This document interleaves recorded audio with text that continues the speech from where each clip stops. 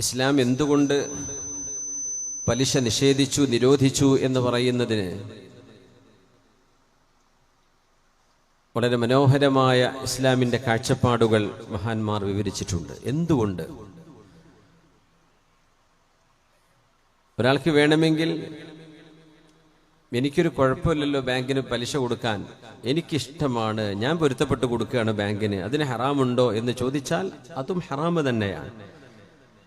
എന്തുകൊണ്ട് എന്ന് വെച്ചാൽ അല്ലാഹു സുബ്ഹാനഹു വ തആല സംവിധാനിച്ച ഒരു നിയമത്തെ നമുക്കായിട്ടങ്ങ് സാങ്ഷൻ ചെയ്യാനുള്ള അധികാരമില്ല എന്നതാണ്. ഒരു പാവപ്പെട്ടവനൊരു ദുരിതം വരുമ്പോൾ, ഒരു പ്രയാസം വരുമ്പോൾ അത് മുസ്ലിമീങ്ങൾ കൂട്ടായി അതിനെ അവരെ സഹായിച്ച് പരിഹരിക്കേണ്ടതാണ്. ഒരു മനുഷ്യന്റെ ദൗർബല്യം, ഒരു മനുഷ്യന്റെ നിസ്സഹായാവസ്ഥയെ നിങ്ങൾ ചൂഷണം ചെയ്യരുത്. ഇതാണ് ദീൻ പറയുന്നത്. ഒരാൾക്ക് പൈസ ആവശ്യമുണ്ട്, പലിശക്ക് തന്നാലും ഇല്ലെങ്കിലും അയാൾക്കത് ആവശ്യമുണ്ട്. നിർബന്ധ സാഹചര്യം അങ്ങനെയാണെങ്കിൽ പലിശയെങ്കിൽ പലിശ കിടക്കട്ടെ എന്ന് വിചാരിച്ചൊരു മനുഷ്യൻ നൽകുന്നത് ഒരുപക്ഷെ അള്ളാഹുവും അവരും തമ്മിലുള്ള അവരുടെ ബന്ധം അല്ലെങ്കിൽ എന്താണ് റബ്ബിന്റെ മുമ്പിൽ അവർക്ക് പറയാനുള്ള കാരണം, അത് വെച്ച് അള്ളാഹുദിനെ ചോദ്യം ചെയ്യും, അതിന്റെ വിചാരണ നടക്കും. പക്ഷേ ഒരു മനുഷ്യന്റെ നിസ്സഹായാവസ്ഥയെ മുതലാളിമാർ ചൂഷണം ചെയ്യാൻ പാടില്ല.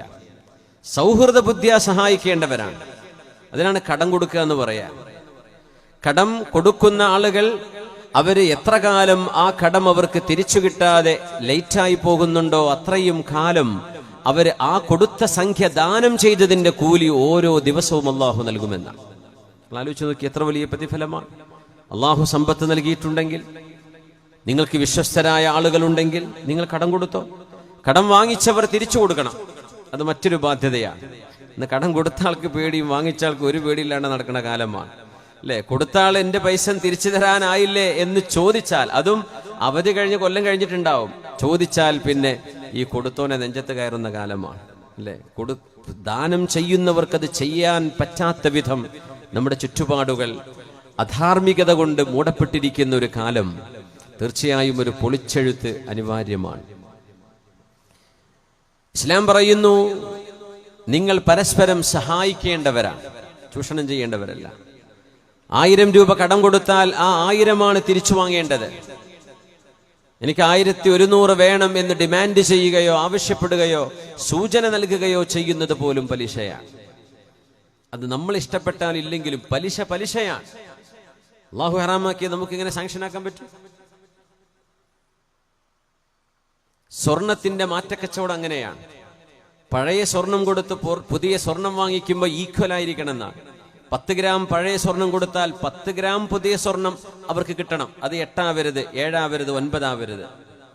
എന്തെങ്കിലും ഡിഫറൻസ് വരുന്നു എന്ന പ്രശ്നം തോന്നുന്നുണ്ടോ? നിങ്ങളുടെ പഴയ സ്വർണം കൊടുത്തതിന്റെ കാശ് വാങ്ങിച്ചിട്ട് ആ കാശ് കൊണ്ട് പുതിയ സ്വർണം വാങ്ങിക്കണം എന്നാണ്. എന്നല്ലാതെ എക്സ്ചേഞ്ച് നടക്കുമ്പോൾ പോലും ഏറ്റ വ്യത്യാസം അൽ ബുർറു ബിൽ ബുർ, ഗോതമ്പിന് ഗോതമ്പ്, ഈത്തപ്പഴത്തിന് ഈത്തപ്പഴം. അത് വിവിധ ക്വാളിറ്റിയുള്ള ഈത്തപ്പഴങ്ങളായിരിക്കാം. എന്നാൽ പോലും 2 കിലോ ഈത്തപ്പഴം ഏത് ഐറ്റമാണെങ്കിലും അതിന് 2 കിലോ തന്നെ കൊടുക്കണം. ഏറെ കൊടുക്കുന്നത് ഐനുർ റിബ, അത് പലിശയാണെന്ന് പുണ്യനബി സല്ലല്ലാഹു അലൈഹി വസല്ലം. വളരെ സങ്കീർണമായൊരു വിഷയമാണ്. ഏത് വിഷയത്തിനും പണയപ്പെടുത്ത്, ഏതിനും ബാങ്കിലേക്ക് കൂടെ. നബി തങ്ങൾ പറഞ്ഞൊരു കാലഘട്ടം വരും, പലിശയങ്ങ് കൂടിയിട്ട് വേണ്ട എന്ന് വിചാരിച്ചാൽ പോലും പലിശയുടെ ഗുബാർ, അതിന്റെ പൊടിയെങ്കിലും നിങ്ങളുടെ ദേഹത്ത് തട്ടുന്നൊരു കാലം വരും. ചിലപ്പോഴൊക്കെ നമ്മൾ യാത്ര ചെയ്യുന്ന ആൾക്കാരാണ്, കാശ് കൊണ്ടുപോയാൽ കറൻസി എടുക്കൂല, ക്രെഡിറ്റ് കാർഡ് കൊടുക്കേണ്ടി വരും, ഡെബിറ്റ് കാർഡ് കൊടുക്കേണ്ടി വരും. അത് ഏതെങ്കിലും ബാങ്കുകളുടേതായിരിക്കും. ഇസ്ലാമിക് ബാങ്കുകൾ തന്നെ എല്ലാവർക്കും കിട്ടിക്കൊള്ളുന്നില്ലല്ലോ. മനുഷ്യൻ ഗതികെട്ടുപോകുന്ന ഒരു കാലമാണ്. എയർ ഇന്ത്യ എക്സ്പ്രസ്സിലൊക്കെ സാധനങ്ങൾ വിൽക്കുമ്പോൾ, എനിക്കിപ്പോൾ അറിയില്ല, മുമ്പ് ഇന്ത്യൻ കറൻസി കൊടുത്തെടുക്കൂല, ദിർഹമും ദീനാറും റിയാലൊക്കെ എടുക്കും, ഡോളറും യൂറോ ഒക്കെ എടുക്കും, പക്ഷെ ഇന്ത്യൻ രൂപ എടുക്കാറില്ലായിരുന്നു. ഇപ്പം ഇങ്ങനെ ടാറ്റ എടുത്തതിന് ശേഷം ഞാൻ പരിശോധിച്ച് നോക്കിയിട്ടില്ല. അപ്പൊ പിന്നെ എന്ത് മനുഷ്യൻ നിർബന്ധ സാഹചര്യം കാർഡ് കൊടുക്കണം. ബോർഡറുകൾ, രാജ്യത്തിന്റെ ബോർഡറുകൾ, എമിഗ്രേഷൻ ചെക്ക് പോയിന്റുകളിൽ കാശ് എടുക്കൂല, കാർഡേ സ്വീകരിക്കും, ഇലക്ട്രോണിക് ട്രാൻസാക്ഷൻ മാത്രമേ സ്വീകരിക്കൂ. അങ്ങനെ എത്രയോ അനുഭവങ്ങൾ നമുക്കൊക്കെ ഉണ്ട്. മനുഷ്യൻ വേണ്ടെന്ന് വെച്ചാൽ പോലും അതിന്റെ പൊടിയെങ്കിലും ദേഹത്ത് വരും. അല്ലെങ്കിൽ ആ ബാങ്കുകളുടെ ഓഫറുകൾ എടുക്കേണ്ടി വരും. ചില മൈൽസ്, ചില പോയിന്റുകൾ എന്ന് പറഞ്ഞ് ആ പോയിന്റുകൾ അക്യുമുലേറ്റ് ചെയ്യുമ്പോൾ അതിന് ഗിഫ്റ്റായിട്ട് ഇത്ര ഡിസ്കൗണ്ട്, അല്ലെങ്കിൽ നിങ്ങൾക്ക് അതിന്റെ ഈക്വൽ എമൗണ്ട് ഇത്ര നിങ്ങൾ ക്രെഡിറ്റ് ആവുന്നു വേണ്ടെന്ന് വെച്ചാൽ പോലും മനുഷ്യന്റെ ദേഹത്തേക്ക് പലിശ വന്ന് വീഴുന്ന ഒരു കാലം.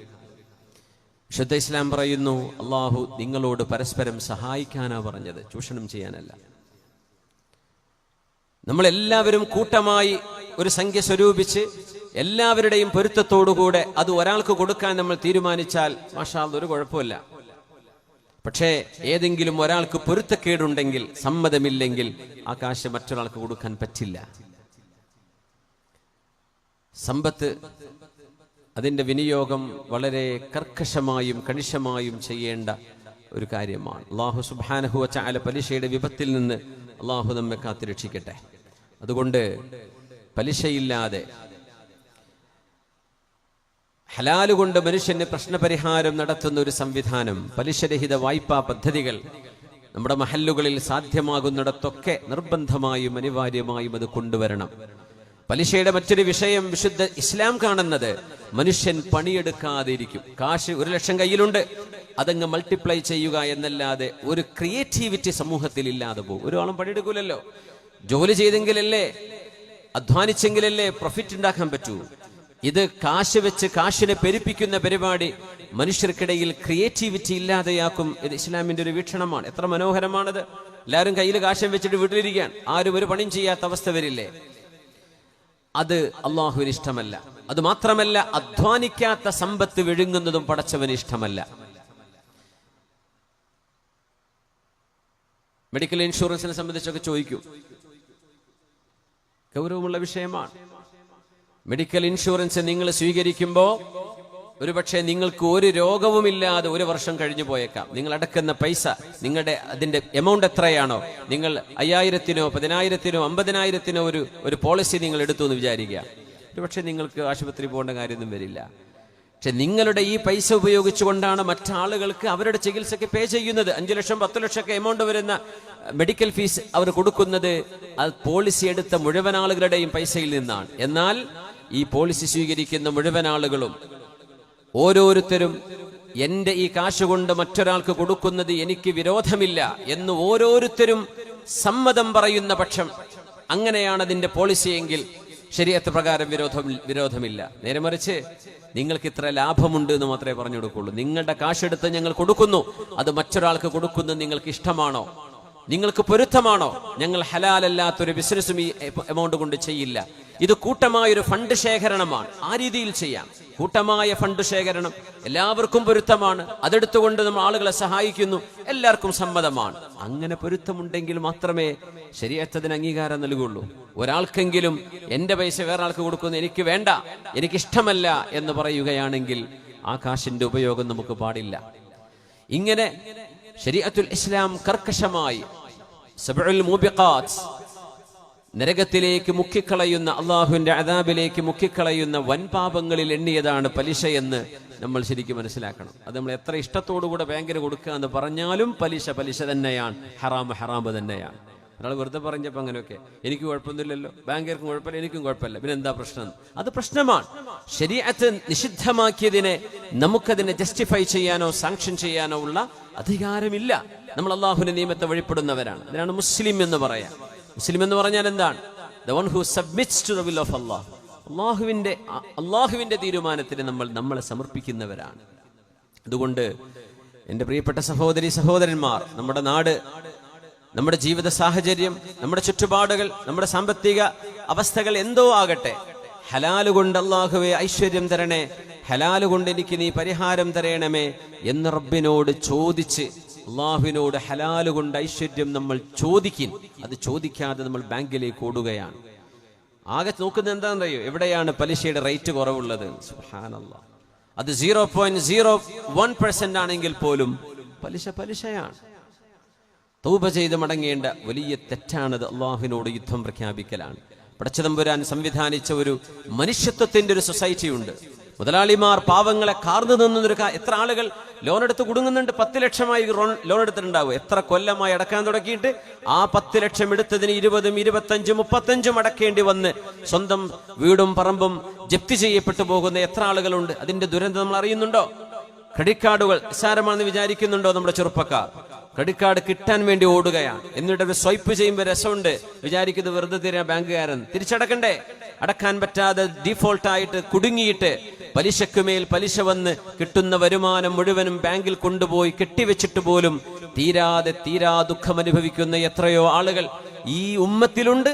ഉമ്മത്തല്ലാത്തവരിൽ നമ്മുടെ രാജ്യത്തുണ്ട്, ലോകത്തുണ്ട്. എത്ര രാജ്യങ്ങൾ ബാങ്ക്രപ്റ്റായി, എത്ര സംവിധാനങ്ങൾ ബാങ്ക്രപ്റ്റായി. മനുഷ്യന് ചെയ്യാൻ പറ്റില്ല. ഈ പലിശ സംവിധാനം മനുഷ്യനെ കാർന്നു തിന്നുന്ന വിഷമാണ്. ഇത് നമ്മളെങ്കിലും തിരിച്ചറിയണം. ഏതെങ്കിലും ഒരു ഫൈനാൻഷ്യൽ സംവിധാനത്തെ പൊളിക്കുകയോ തകർക്കുകയോ അല്ല നമ്മൾ പറയുന്നത്. മനുഷ്യത്വം കാണിക്കണം. കുടുങ്ങിപ്പോയി, നിങ്ങൾക്കും പടച്ചവനും തമ്മിൽ അള്ളാഹുവിനോട് ബോധിപ്പിക്കാൻ പറ്റുന്ന ഒരു കാരണം നിങ്ങളുടെ മുമ്പിലുണ്ട്. അള്ളാഹുവേ, ഒരാളും എന്നെ സഹായിച്ചില്ല റബ്ബേ. ഞാൻ പലരോടും ചോദിച്ചു, പലരോടും ഞാൻ കൈനീട്ടി, ആരും എന്നെ സഹായിക്കാൻ മുന്നോട്ട് വന്നില്ല റബ്ബേ. എന്റെ മുമ്പിൽ ഒരു ബാങ്കിനെ സമീപിക്കുകയോ പലിശയ്ക്ക് പൈസ വാങ്ങുകയോ മാത്രമായിരുന്നു റബ്ബേ എന്റെ മുമ്പിലുണ്ടായിരുന്ന പരിഹാരം എന്ന് റബ്ബിനോട് നിങ്ങൾക്ക് ബോധിപ്പിക്കാൻ പറ്റുന്ന ഒരു സാഹചര്യത്തിൽ മാത്രമേ മുസ്ലിമിന് അതിലേക്ക് പോകാൻ പറ്റുള്ളൂ. ഹറാം ഹലാലാകുന്ന സമയങ്ങളുണ്ട്, അത് നിർവചിക്കാൻ പറ്റാത്ത കാരണങ്ങൾ. അത് നിങ്ങൾക്കും പടച്ചോനെ പറയാൻ പറ്റൂ. അല്ലാഹു സുബ്ഹാനഹു വ തആല ഈ മഹാവിപത്തിൽ നിന്ന് നമ്മൾ അല്ലാഹു കാത്തുരക്ഷിക്കട്ടെ. ആമീൻ യാ റബ്ബൽ ആലമീൻ.